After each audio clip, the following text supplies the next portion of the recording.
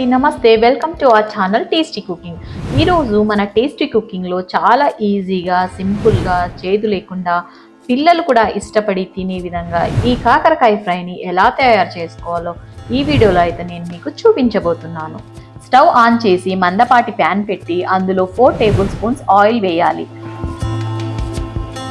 Oil heat అయ్యాక ఇందులో తాలింపు కోసం 1 టేబుల్ స్పూన్ ఆవాలు, జీలకర్ర, శనగపప్పు, మినప్పప్పు వేసి తాలింపును బాగా వేపుకోండి.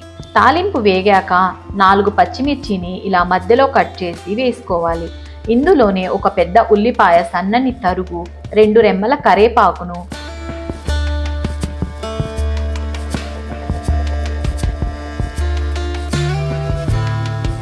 బాగా కలిపి 2 నిమిషాల పాటు ఉల్లిపాయల్ని మగ్గనివ్వండి చాలు.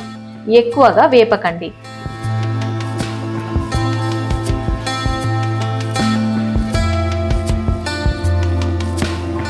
ఇప్పుడు వెంటనే కట్ చేసుకున్నటువంటి కాకరకాయ ముక్కల్ని వేయాలి. నేనైతే కాకరకాయలో గింజల్ని వేస్తున్నా అండి, ఎందుకంటే ఆయిల్లో బాగా డీప్ ఫ్రై అయ్యాక ఈ గింజలు తినేటప్పుడు చాలా టేస్టీగా అనిపిస్తుంది. మీరు కూడా ఒకసారి కాకరకాయ గింజల్ని కూడా వేసి చూడండి, చాలా టేస్టీగా అనిపిస్తుంది. కాకరకాయ ముక్కల్లోకి కొద్దిగా సాల్ట్ వేసి బాగా కలుపుతూ ఫ్రై చేయండి. ఇప్పుడు కొద్దిగా సాల్ట్ వేయడం వల్ల కాకరకాయ ముక్కలు త్వరగా మగ్గిపోతాయి.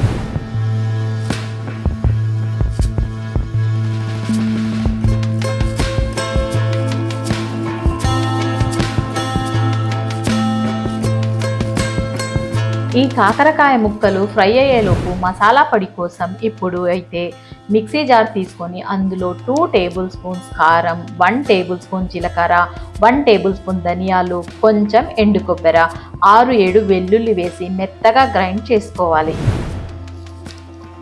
ఇలా 15 నిమిషాలు బాగా ఫ్రై చేశాక మనం ఇప్పుడు ఈ మసాలా కారం వేసి లో ఫ్లేమ్ మీద 5 నిమిషాల పాటు వేపుకోవాలి.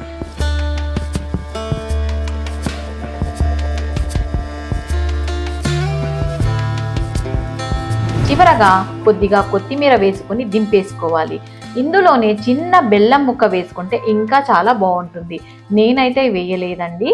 ఇంతే అండి, చాలా సింపుల్గా టేస్టీగా ఈ కాకరకాయ ఫ్రైని